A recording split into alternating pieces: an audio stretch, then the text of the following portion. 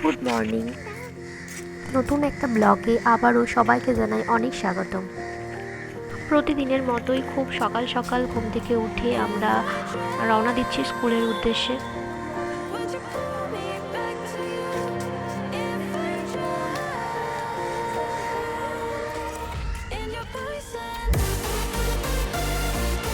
আজ ছিল থার্সডে।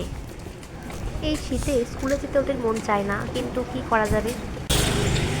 ওদের স্কুলে দিয়ে এসে আবারও রান্নাবান্না করে আনতে গেলাম ওদেরকে।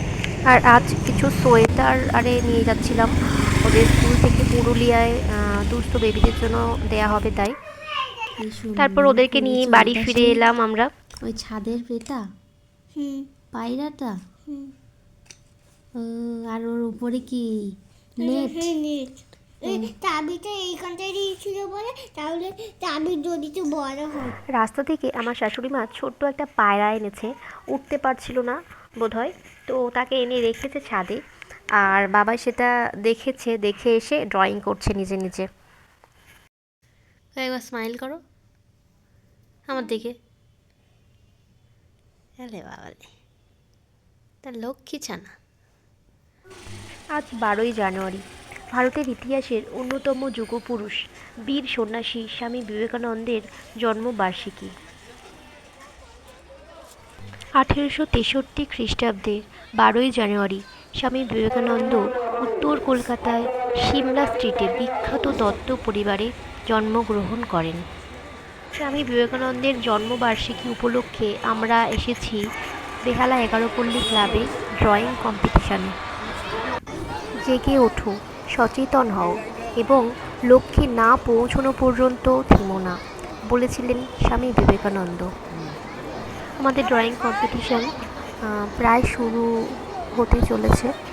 সবাইকে নির্দিষ্ট জায়গায় বসিয়ে দিয়েছে।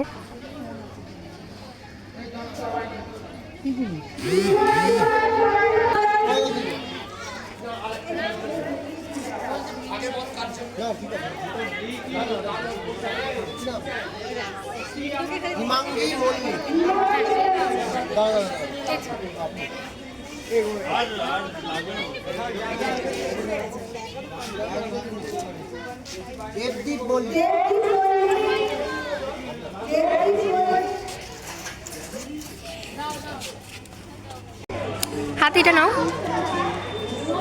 হাতে এটা নাও, ওই যে এটা বার করো।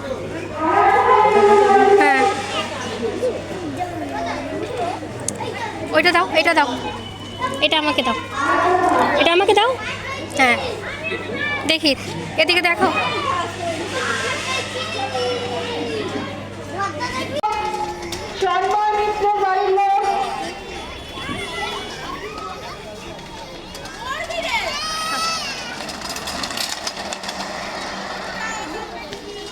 তারপর প্রোগ্রাম শেষে ওরা একটু খেলাধুলা করছিল, তারপরে আমরা বাড়ি ফিরে এলাম।